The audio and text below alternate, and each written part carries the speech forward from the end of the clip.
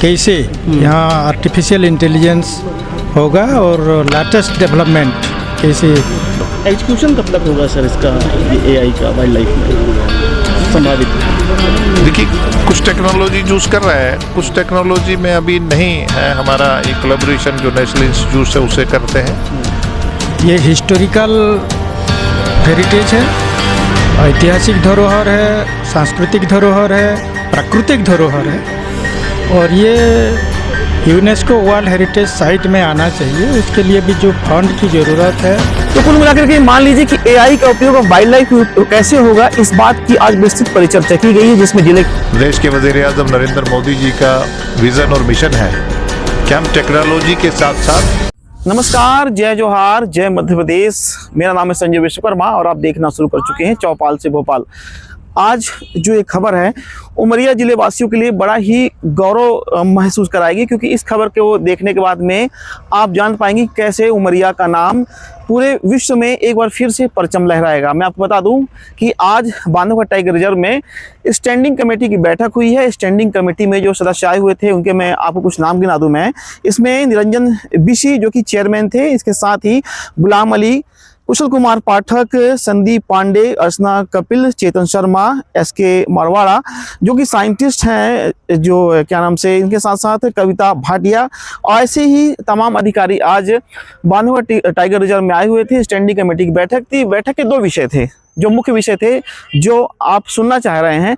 तो पहला विषय यह है कि जैसा कि आपको मालूम है कि इस समय पूरे देश में आर्टिफिशियल इंटेलिजेंस की चर्चा बड़ी जोरों से हो रही है। अब इस एआई का उपयोग बांधवगढ़ टाइगर रिजर्व जैसे अन्य टाइगर रिजर्व में जो कि वाइल्ड लाइफ में कैसे इसका उपयोग किया जाए, कैसे इसका उपयोग करके मैन और वाइल्ड कॉन्फ्लिक्ट को रोका जाए, पोचिंग रोकी जाए, तमाम विषयों पर आज परिचर्चा रखी गई है। और आज ये जो न्यू पड़ी है एआई को लेकर के, ये बड़ा ऐतिहासिक दिन है।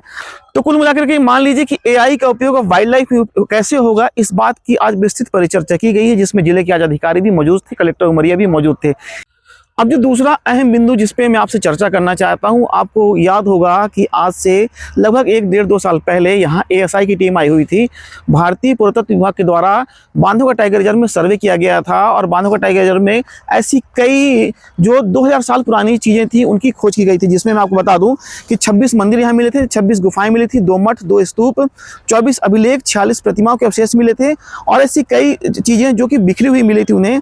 अब आपको बता दूं कि आज जो टीम आई हुई थी, इस टीम ने बोला है कि अब ये जो बांधवगढ़ टाइगर रिजर्व है, जो कि बाघों के लिए पूरे विश्व में जाना जाता है, अब इसे यूनेस्को की वर्ल्ड हेरिटेज वेबसाइट में इसे जोड़ा जाएगा। इसकी पहल आज हो चुकी है, इस पे आज विस्तृत परिचर्चा हुई है। इसमें कितनी फंडिंग की जरूरत पड़ेगी, इसके क्या मापदंड होंगे, तमाम विषयों पे आज ये परिचर्चा की गई, जिसकी जानकारी स्वयं निरंजन बिशी जो कि इस पार्लियामेंट्री स्टैंडिंग कमेटी के जो चेयरमैन थे उनके द्वारा आज मीडिया को दी गई है। इस विषय पर लगातार रीवा के जो महाराजा हैं पुष्पराज सिंह, वो भी इस विषय को उठाते रहे हैं और ये जानकारी आज पूरे जिले के लिए बड़ी ही खुशी का विषय है कि जो आज ये जो विषय छेड़ा गया है, जो विषय आज सामने आया है, निश्चित रूप से बांधवगढ़ टाइगर रिजर्व जब वर्ल्ड हेरिटेज वेबसाइट यानी यूनेस्को की वेबसाइट में शामिल होगा तो निश्चित रूप से इस उमरिया का नाम एक बार फिर से पूरे विश्व में होगा।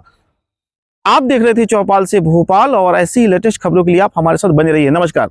Standing committee on information and communication technology management committee Rajya Sabha में आए थे स्टडी विजिट के लिए।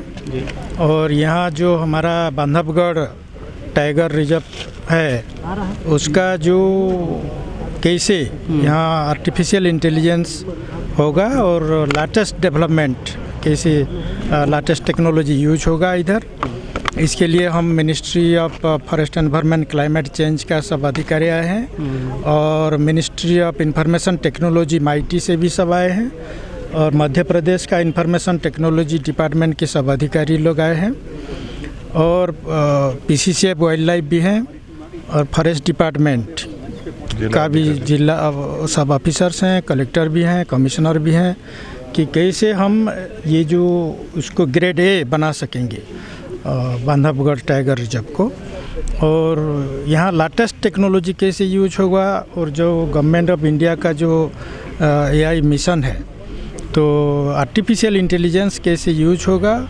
और जैसे कि ये ग्रेड 1 तो होगा, इसके साथ साथ ये जो हम देखा बांधवगढ़ टाइगर रिजर्व में।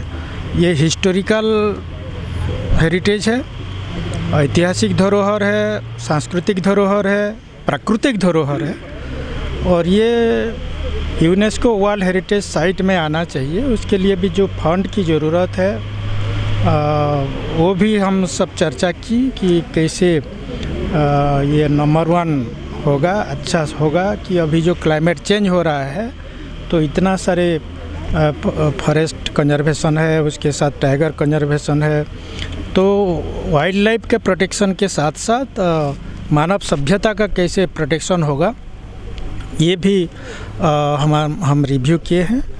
तो आजकल जो क्लाइमेट चेंज हो रहा है, आप जानते हैं ये ग्लोबल वार्मिंग और ये बढ़ रहा है, क्लाइमेट पोल्यूशन हो रहा है, तो यहाँ का जो एनवायरनमेंट है, फॉरेस्ट एनवायरनमेंट है, वो नेचुरल एनवायरनमेंट है, वो कैसे मदद करे वर्ल्ड को, ये सब हमारा चर्चा हुई। और हम बहुत अप्रिशिएट किया कि यहाँ का जो forest department, wild life department और गवर्नमेंट ऑफ मध्य प्रदेश बहुत अच्छा काम कर रहे हैं और जो हमारा गवर्नमेंट ऑफ इंडिया का सोच है, विचार है, बहुत अच्छा चल रहा है और उसको आगे बढ़ाने का वो जो लेटेस्ट टेक्नोलॉजी को यूज कैसे करेंगे तो वो भी हम चर्चा किए हैं। ज़रूर इस एरिया का डेवलपमेंट के लिए, टूरिज़्म का भी डेवलपमेंट के लिए हम चर्चा किए हैं। सुनिश्चित तौर से ये एरिया का, ये राज्य स्टेट का और हमारे देश का डेवलपमेंट होगा और जंगल भी बढ़ेगा तो मंगल होगा। ये सर वाइल्ड लाइफ कि जो पार्लियामेंट्री कमेटीज़ होती हैं देश की पार्लियामेंट की, ये मिनी पार्लियामेंट होता है, वो देश के अलग अलग हिस्सों में जाते हैं। इस तरह हम जबलपुर, कटनी और ख़ासकर ये जो टाइगर रिजर्व है बांधवगढ़, यहाँ आए थे और यहाँ हमने वहाँ देखा भी जाके, खुद हमने लेपर्ड भी देखा और अफसरों से ये भी जाना कि अब हम देश 10वें इकोनॉमी से 5वीं बड़ी इकोनॉमी, अब तीसरी बड़ी इकोनॉमी बनने जा रहे हैं।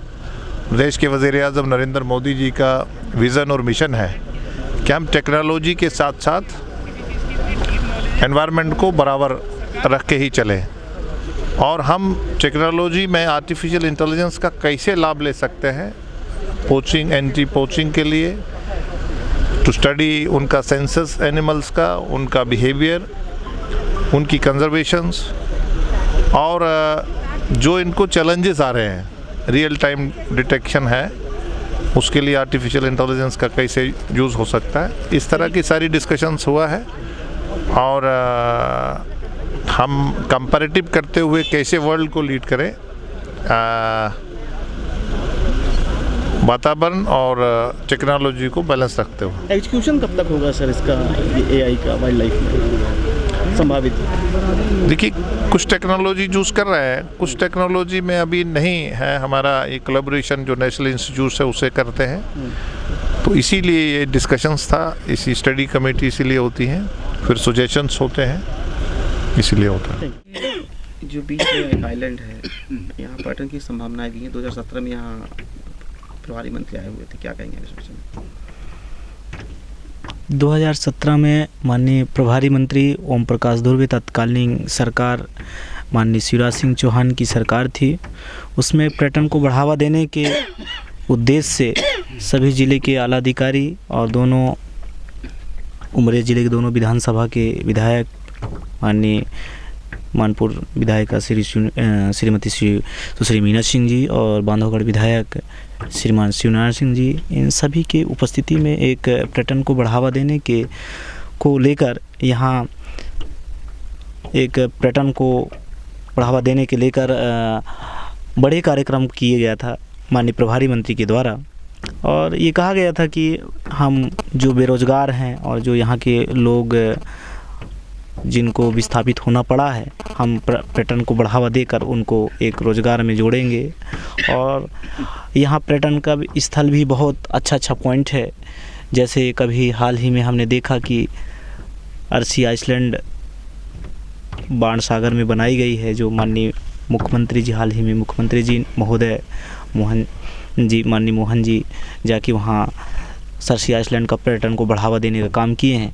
उम्मीद करते हैं कि हमारे जो 2017 में जो काम को लेकर एक मुहिम छिड़ी गई थी, वो मुहिम अगर आज हो जाएगा, थोड़ा सा उम्मीद तो है क्योंकि अब तक हुआ नहीं है, लेकिन अगर वो 2017 की अपेक्षा में अब अगर किया जाए तो निश्चित ही एक यहाँ जो जितने भी डूब क्षेत्र के जो लोग हैं, जैसे हमारे एक मझौली यहीं पास में है, ज़्यादा नहीं है, आधा किलोमीटर है यहाँ से, जो पूरे डूब क्षेत्र में है, जो 2 दर्जन से ज़्यादा गांव डूब गए थे इसमें, तो लोगों को बढ़ावा एक मिलेगा, पर्यटन की स्थान को बढ़ावा मिलेगा और लोगों को यहाँ रोज़गार मिलने की संभावना है।